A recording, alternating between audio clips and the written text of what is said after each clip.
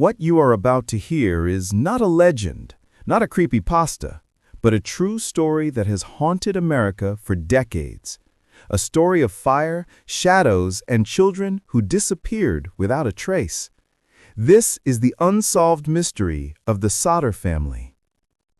It was Christmas Eve, 1945, in the small town of Fayetteville, West Virginia.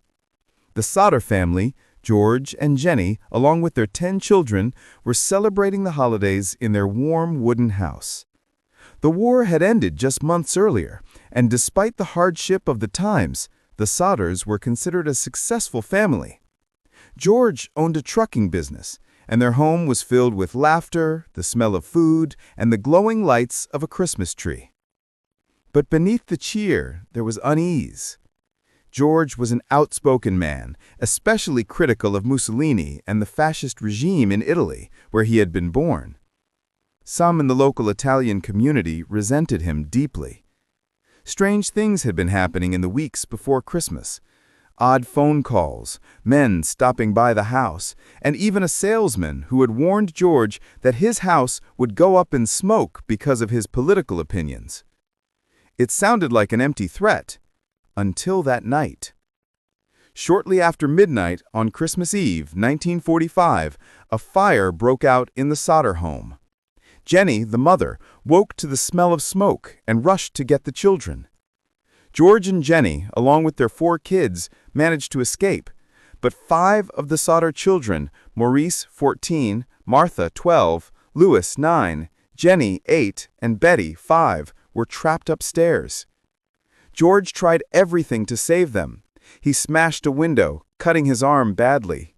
He tried to climb the wall, but his ladder, which was always kept by the house, had mysteriously vanished. He ran to start his trucks to use them as makeshift ladders, but neither vehicle would start, even though they had been working perfectly the day before. The fire department didn't arrive until morning. By then, the house was nothing but ashes. And when the ruins were searched, no remains of the 5 children were ever found. Not bones, not teeth, nothing. Authorities declared the children dead, claiming they had been consumed by the fire. But George and Jenny could not accept this.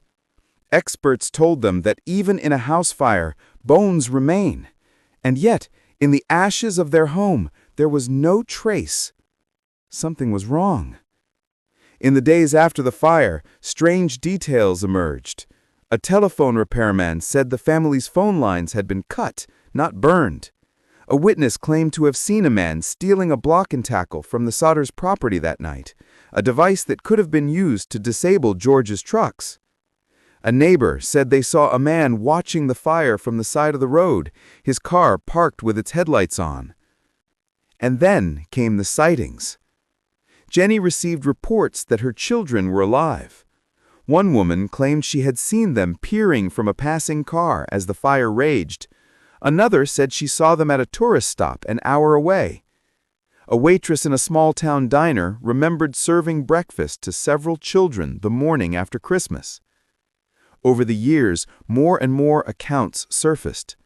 The Sodder children in an orphanage, in another state, even overseas, but each lead dissolved into dust. The strangest piece of evidence came years later when Jenny received an envelope in the mail. It contained a photograph of a man in his 20s. On the back was a handwritten note. Louis Sodder, I love brother Frankie. Lil boys, A90132 or 35. Louis was one of the children who had vanished, and the man in the photo bore a striking resemblance to him. The same dark eyes, the same sharp features, but no one could ever trace where the latter had come from. The Sodders never gave up.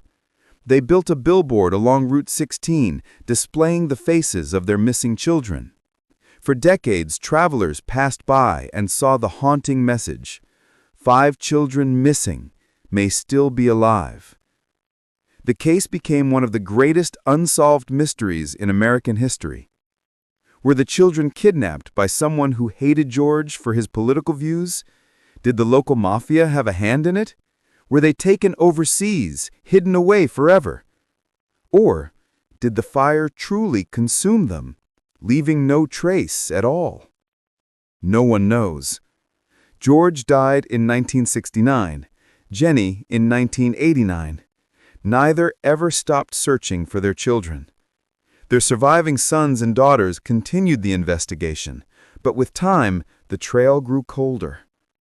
Today, the story of the Sodder children is remembered not just as a family tragedy, but as a chilling mystery that defies explanation. A house that went up in flames, 5 children who vanished into the night, and a family that never stopped asking questions. Some mysteries never die. They live in the shadows, waiting, haunting the edges of our understanding. The Sodder children are one of those mysteries, a dark chapter in history that may never be closed.